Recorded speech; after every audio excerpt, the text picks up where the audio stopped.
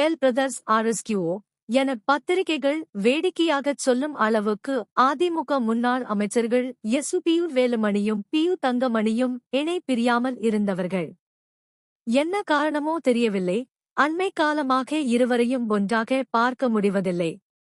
அதிமுக பொதுச் செயலாளர் பழனிசாமி முக்கிய முடிவுகளை எடுத்து அறிவிக்கும் போது கூட தங்கமணி தலையை பார்க்க முடிவதில்லை.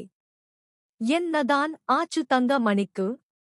பாஜகவுடன் கூட்டணி இல்லவே இல்லை என்று பழனிசாமி சொல்லி வந்தாலும் எல்டிகியூஓ நமக்கு பாதுகாப்பே பாஜகதான். பாஜக கூட்டணிதான் சரிப்பட்டு வரும் ஆடிகியூஓ எனச் சொல்லி வந்தார் தங்கமணி என்பார்கள்.